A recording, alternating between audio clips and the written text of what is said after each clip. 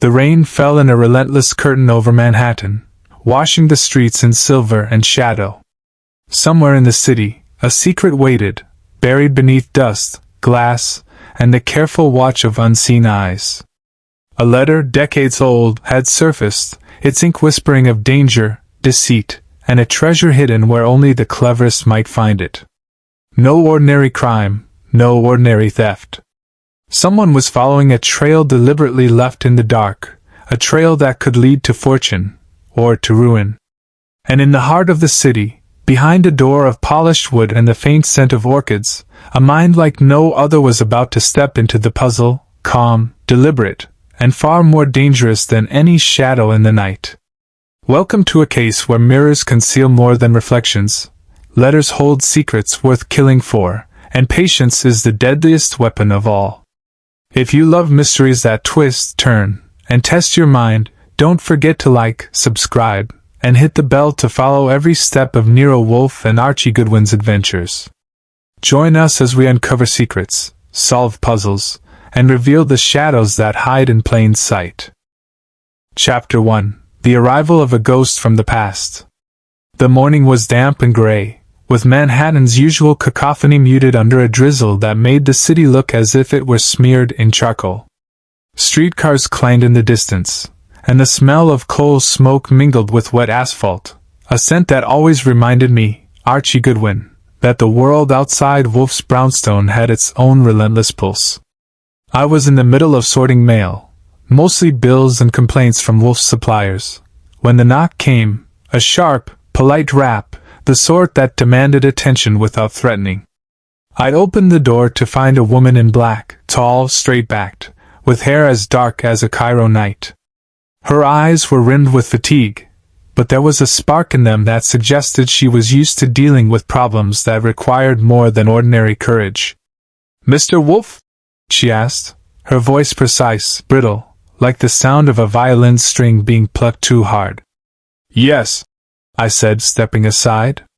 "He's in, assuming your business involves murder, rare orchids, or both."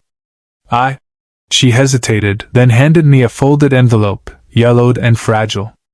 The wax seal was broken, the red color muted with age. "I need your help. It's about my father, and a letter he wrote in Cairo, nearly 20 years ago. It may have been meant to be lost, but it wasn't."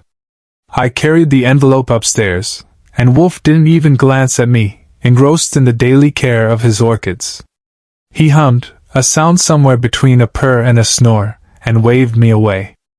"Archie, put the letter with the others. We will consider it after lunch. Or before tea. Or not at all, depending on my inclination." I set the envelope on his desk. Wolfe finally looked up, his expression that of a man disturbed not by urgency but by the interruption to his own carefully ordered universe. "Why would I concern myself with Cairo and dead men?" he asked, voice smooth as warmed honey, yet edged with steel. "Unless, of course, the matter involves murder, in which case I might, reluctantly, consider." The woman introduced herself as Isabel Harcourt, daughter of a recently deceased antiquities dealer. She explained her father had been meticulous, secretive, and slightly obsessed with the treasures and secrets of Cairo's bazaar and old quarters. But what worried her, she said, was the letter, a single sheet, inscribed in elegant, precise script. It spoke of danger, of secrets someone would kill to obtain, and of a location she did not understand. The room of mirrors. Wolfe tapped his fingers against the side of his chair, a deliberate rhythm, as if each beat were a pendulum swinging between curiosity and annoyance. "A letter," he said at last. "We are not in the habit of investigating correspondence from Egypt unless it arrives with a corpse." "You have a corpse?" "No," she said, and her voice trembled. "Not yet. But I fear." "You fear, mademoiselle, that someone might be interested in your father's, what? Papers? Inventory? Secret correspondences?" Wolfe asked, not unkindly, but with the detached curiosity of a cat examining a particularly tricky mouse. "Yes," she admitted. "And I don't know what to do." I don't even know if it's safe. Wolfe considered the letter again. You will leave it here. You will leave all other papers, diaries, maps, and correspondences. We shall examine them carefully. Archie, you will catalog and organize. I glanced at the stack of papers, maps of Cairo, lists of clients, receipts for obscure antiquities, and letters written in a neat, precise hand, some in French, some in Arabic. Among them was the letter. If the Shah's shadow follows me, the key will remain hidden in the room of mirrors. I jotted it down for Wolfe, who only hummed thoughtfully, returning to his orchids. The rain beat steadily against the windows, streaking the city in gray and black, and I wondered if the warning in the letter was merely metaphor or something more sinister. By late afternoon, Wolfe had dictated instructions to me: examine the correspondence for unusual patterns, catalog items by date and location, and mark any anomalies. He moved from orchid to orchid, inspecting leaves, sniffing petals, occasionally muttering to himself. I had the sense that he was piecing together a puzzle invisible to anyone but him. At supper, Wolfe made a rare observation. The Cairo letter is not about Cairo. It is not about treasure, murder, or inheritance. It is about the mind that seeks to find what others will miss. The room of mirrors may be a literal hiding place, or it may be a test of intellect. One or both. Most likely both. And so, the stage was set. The gray Manhattan rain persisted, the brownstone quiet but for the soft clatter of typewriter keys, and the faint, exotic scent of old paper and flowers filled the air. A ghost from the past had arrived in our lives, wrapped in ink, secrecy, and the faint, persistent promise of danger. Chapter 2: The Puzzle of the Room of Mirrors. The morning light slanted thinly through the brownstone's windows, striking dust motes into sharp relief across Wolfe's office. Manhattan, still dripping from the previous night's rain, glimmered like a city made of wet steel and glass. Wolfe sat behind his desk, massive and immovable, his attention entirely on the Cairo letter and its archival companions. I, as usual, was the conduit between the world outside and his cerebral fortress. The room of mirrors, Wolfe mused, tapping the letter lightly. His finger traced the words as if they were grooves on a phonograph record. A peculiar phrase. My instinct is that it is both literal and figurative. The literal component is a hiding place, mirrors, reflective surfaces, an architectural riddle. The figurative component is the mental challenge. The one who seeks must think like the architect of the puzzle, not the thief of its contents. He leaned back in his chair, the toppling of the green-shaded lamp causing a tiny clatter that seemed disproportionate to its size. Archie, fetch the maps and letters from Cairo. I want a complete reconstruction of your Miss Harcourt's father's holdings and a timeline of his communications. Every date, every scribble, every cross mark must be accounted for. Hours later, we spread the materials across Wolfe's vast table. Yellowed maps of Cairo's streets and hidden courtyards, letters in French and Arabic, business ledgers, and sketches of rooms with annotations that suggested secret compartments. The letter's reference to the Shah's shadow was intriguing. Do you suppose it's literal? I asked, leaning over a map of 1920s Cairo. A shadow cast at a certain time of day? Wolfe did not answer immediately. He walked to the orchids, adjusted a leaf, sniffed at a bloom, and finally replied, Literal shadows are rarely useful to the diligent. Metaphorical shadows are far more dangerous. A shadow represents someone unseen, someone following, a danger present in every action. We turned our attention to a possible analog here in Manhattan. Wolfe had already deduced that the mirrored hiding place might exist in the Harcourt estate, or among their surviving antiquities, perhaps even in an inconspicuous shop once owned by Isabel's father. The shop, tucked into a narrow, damp side street, smelled of old cedar and papyrus. Boxes of manuscripts, scrolls, and small antiquities were stacked haphazardly, as if a mild earthquake had passed through. Behind the counter, the mirrored cabinet was immediately obvious, small, ornate, reflective, yet unremarkable enough to escape casual notice. Wolfe examined it with meticulous care. He tapped each pane lightly, listened to the sound of the wood and glass, and held a magnifying glass to the edges, inspecting for subtle hinges or concealed catches. "Patience," he murmured. "Observe the inconsistencies. The hand of a meticulous man leaves clues for those who see, and misdirections for those who merely touch." I squatted, tapping the top edges of the cabinet, noting tiny scratches that suggested movement. Then Wolfe, in a flourish of motion, pressed one small point on the upper right pane. The mirror clicked and gave slightly. "Interesting," he said. He lifted the pane, revealing a shallow drawer. Inside lay a small, folded cloth bundle. He unfolded it with the reverence of a curator handling a fragile scroll, a jeweled key, small and ornate, with a note in French. "The treasure lies beneath the city, where shadows remember what the sun forgets." The handwriting matched the Cairo letter exactly, fluid, precise, and deliberate. I turned to Wolfe, incredulous. "So the key, this drawer, it's really just the start." "Precisely, Archie," he said, eyes narrowing with his familiar mix of satisfaction and challenge. "The physical clues are merely gateways to the intellectual ones. The real question is, who will follow the trail correctly? Who will see what is concealed in plain sight? And who will be blind to the design entirely?" I could already sense that someone, somewhere, was likely watching.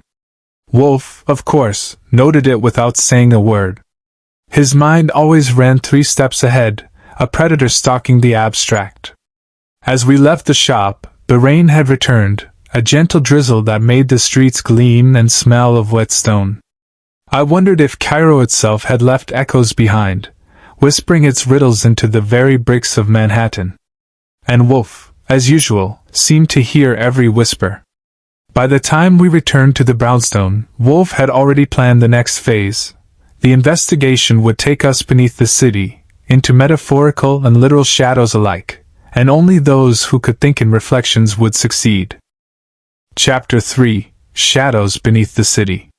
The rain had slowed to a fine drizzle, leaving Manhattan streets slick and reflective. Wolfe, however, was unimpressed by the wet theatrics outside.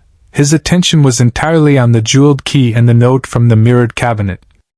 "The treasure lies beneath the city, where shadows remember what the sun forgets." The phrase lingered in the air like the scent of old paper in a library. Wolfe always treated words as physical objects, heavy, sharp, malleable. I followed him to the Harcourt estate basement, a cavern of stacked crates, dust, and the faint, musky aroma of long-forgotten manuscripts. "The treasure," Wolfe murmured, stroking his jaw, "is not just hidden, it is deliberately placed to test intellect, patience, and subtlety. It is not enough to find it. One must understand why it was hidden, and by whom." We began by cataloging every crate, every box, every manuscript. Wolfe's methodical inspection was mesmerizing. He lifted each item, rotated it under the light, tapped gently, sniffed occasionally, and scribbled in a small notebook with precise, almost ceremonial strokes. I moved papers, opened boxes, and occasionally served as his hands in situations too delicate for my bulkier frame. Hours passed. By late afternoon, Wolfe's sharp eyes noticed a peculiar anomaly, a stone slab on the basement floor that did not match the surrounding masonry. The slab was slightly darker, smoother, and faintly worn from use. He knelt, studying the edges. "This," he said, "is a trapdoor. It is subtle, but deliberately so. The shadows have preserved it better than the sun preserved the floorboards. A curious inversion. The key will open what the light neglects." Using the jeweled key, Wolfe fitted into the lock embedded in the stone. With a soft click, the mechanism engaged. The slab shifted slightly, revealing a narrow, descending staircase, cloaked in dust and shadows. The air that rose from the opening smelled of earth, mildew, and age, the odor of secrets buried and left to time. I descended first, careful not to disturb the fragile wooden steps. Wolfe followed, moving with a surprising grace for a man of his bulk. The stairway led into a vault-like chamber beneath the city, lit by shafts of dim, muted light filtering through cracks above.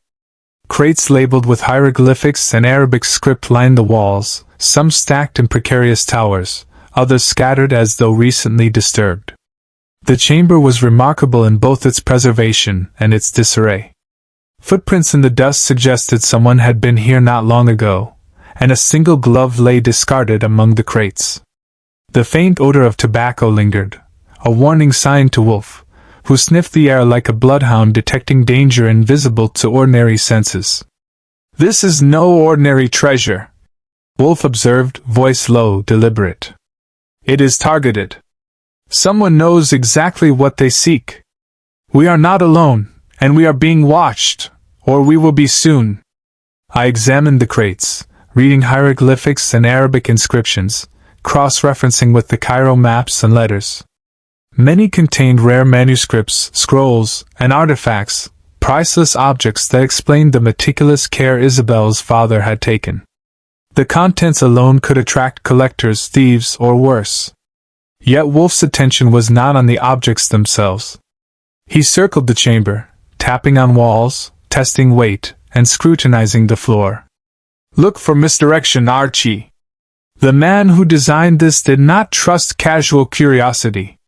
The treasure itself is a lure, but the true secret is in the way it is concealed." Hours of inspection revealed nothing further, yet Wolfe remained calm, methodical, unhurried. His mind, I realized, was mapping the room, predicting the movements of a rival who had yet to arrive, understanding patterns of light, shadow, and human error in the silent chamber beneath the city. By nightfall, we retreated to the brownstone. Wolfe remained unusually silent during supper, a sure sign that his thoughts were already several moves ahead of us both. I noticed his eyes, sharp as chisels, constantly flicking to shadows, angles, and reflections. "Patience, Archie," he said finally, barely moving his lips. "The shadows are alive. They speak in footprints, discarded gloves, the smell of tobacco. And the mind that listens will always understand before the hands arrive." As I left his office that night, the city outside glimmered wet and black, each street lamp casting elongated shadows. Somewhere above, the rain tapped rhythmically against steel and glass. Beneath it, hidden in a vault beneath Manhattan, treasures waited patiently, just as their designer had intended. And I knew, instinctively, that someone else was watching the same shadows. Chapter 4. The Visitor in the Fog. The following night, a thick fog rolled into Manhattan, muffling the city's usual clamor. Street lamps glimmered dimly through the mist, casting long, trembling shadows across the sidewalks. Wolfe, seated among his orchids, barely stirred as I returned from running errands. The brownstone felt heavier than usual, as if the fog itself had seeped indoors. A sharp, deliberate knock echoed through the hallway, cutting the silence. I opened the door to a man in a bowler hat and a long, soaked trench coat, his face half hidden in the foggy lamplight.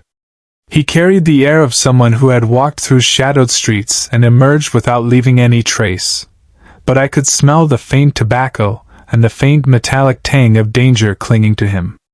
"I hear you have the Harcourt letter and the treasures it leads to," he said smoothly, voice calm, precise, and faintly threatening. I hesitated. "You have the manners of a tourist, but the charm of a pickpocket.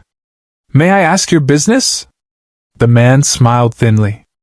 "Call me Mr. Carroway. Your friend Wolfe is meticulous, I hear. I've been following a trail of sorts. It seems we are interested in the same artifacts." I ushered him inside, carefully closing the door behind him. Wolfe did not rise from his chair, still tending his orchids with his usual serene gravity. His eyes, however, glinted sharply beneath his heavy brows. "You have the manners of a common thief and the intellect of a mouse," Wolfe said slowly, deliberately. "State your business or leave." Carroway chuckled. "Business? Let's call it professional curiosity. I am interested in the same manuscripts and artifacts your friend here has been examining. And I am not alone in my understanding of the map, the letter, or the mirror." Wolfe's eyes flicked to the mirrored cabinet, though Caraway did not seem to notice. "Ah," Wolfe said, drawing the word out as though it were a dagger. "You have arrived at the right brownstone for disappointment. We are not in the business of handing out treasures, least of all to men who cannot understand the purpose behind the concealment." Caraway's smile did not falter. "I am patient. The map, the letter, the key, they are all designed to test intellect. But patience has limits. I intend to see how far your genius extends." Wolfe remained perfectly still, his bulk a silent threat, the orchids undisturbed yet somehow amplifying the tension. Patience is a virtue. Timing, however, is a necessity. You have arrived too late, Caraway. Every clue has been observed, every misdirection calculated. You will find that haste is punished, and subtlety rewarded. I could sense Caraway's irritation, like a coiled spring ready to snap. He examined the room surreptitiously, eyes darting to shadows and reflections. Wolfe, of course, had anticipated every glance, every subtle movement. "Your game is interesting," Caraway said finally, his voice tight. "But the Shah's shadow is not finished. This puzzle, it is far from over." Wolfe rose slowly, a mountain of calm authority. "Then I suggest you leave. Manhattan is full of shadows, yes, but not all are meant to be followed. Some are traps. Some are lessons. And the man who understands them survives." Caraway's expression did not change, but his smile was thinner now, almost brittle. He left, fading into the fog outside, leaving behind a faint trace of tobacco and the chill of menace. The city's normal noises resumed, muffled and dim, but the feeling of being observed lingered. Wolfe returned to the mirrored cabinet. "Notice, Archie," he said quietly, "that Caraway approached every clue literally. He sees the objects and their location but does not perceive the intellect behind them. That is the difference between the hunter and the thinker. One moves, the other understands." I nodded, still unsettled. Outside, the fog pressed against the windows, the city blurred in grays and silvers. Below Manhattan streets, in that hidden vault we had uncovered, treasures waited patiently. But so did those who would follow blindly, and so did the shadows themselves. "Tomorrow," Wolfe said, smoothing a leaf on one of the orchids, "we will continue our pursuit, not in haste, not in fear, but in the certainty of observation. Caraway will act, we will anticipate. The mind that thinks 3 moves ahead always wins. And Archie, you will observe every nuance. No detail is trivial." As I left for the night, the fog swallowed the street, leaving only dim light and the faint echo of footsteps not entirely of my own making.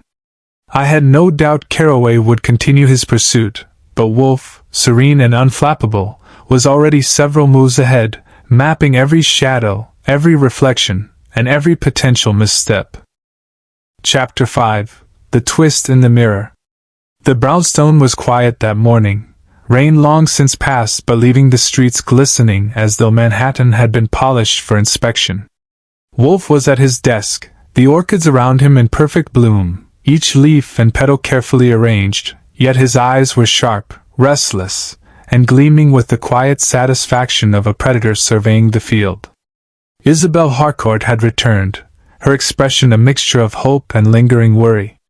Caraway, the ambitious interloper, had vanished into the city fog, and Wolfe's calm demeanor suggested he had already foreseen every move the man might take.